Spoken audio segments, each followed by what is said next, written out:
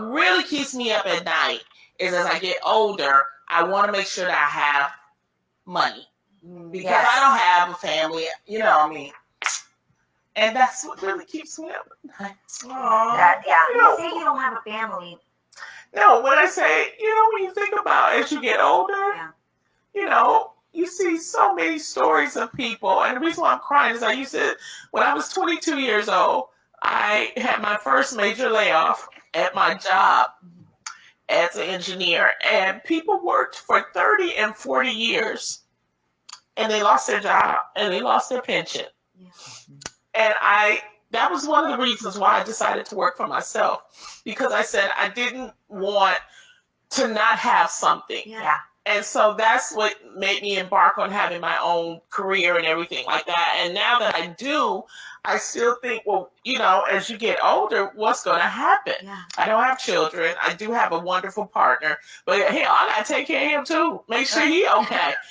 So it's like as you get older, when you don't have like that immediate family, I think, well, what's going to happen to me at night? So I'm preparing. Yeah.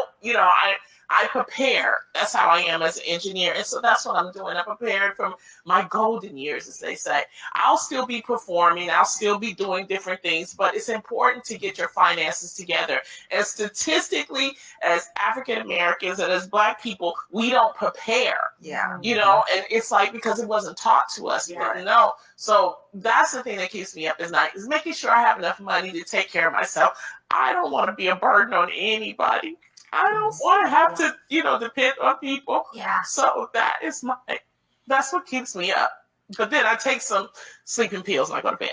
No, that's so real. I feel like so many people can relate to that. Yes, of course. There's so many women out there that worry about that. That's what keeps them up at night. That they maybe don't have the children that are going to be there by their side to take care of them. That I get that. That is, wow. That was not what I expected. This is the reason why I was nosy, because I wanted to ask. And now, Garcelle, I'm going to ask you your question. Okay. Now, one of the questions I have about your dad is, as somebody who grew up poor, and so he didn't grow up seeing, and he grew up during the Depression. That was another whole thing. Okay.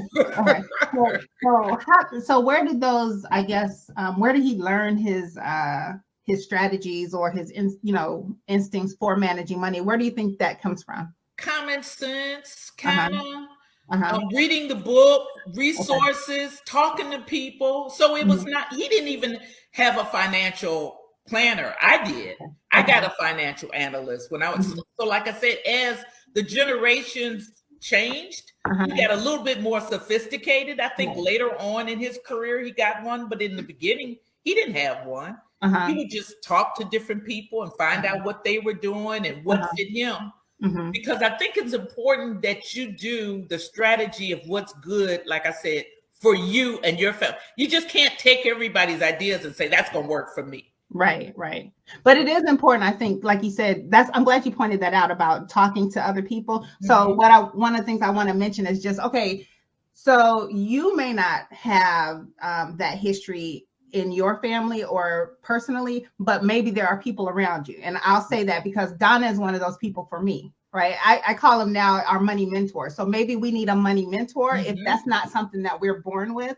And it wasn't even something that was really formal. It wasn't something that was like formalized. Like she would say, girl, there's a couple of us that are a little bit younger than Donna. She wouldn't say, girls, let's sit down and let's read. No, it was like, we're girlfriends, right? So we're talking, we might be talking about boys, in one breath. And then now we're talking about finances. This is what we're doing with finances. And so over the years, or even if I ask her a question, like case in point, I'd never known any family to have a summer property in another state.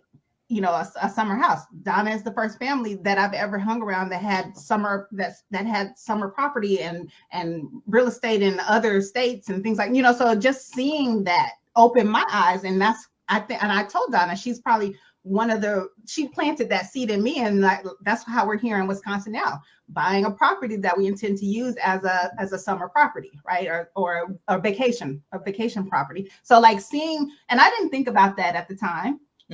But you see stuff like that, or talking to people and kind of understanding how they do things, you can kind of adopt or pick and choose, or maybe that sparks something where you go do a little bit more research.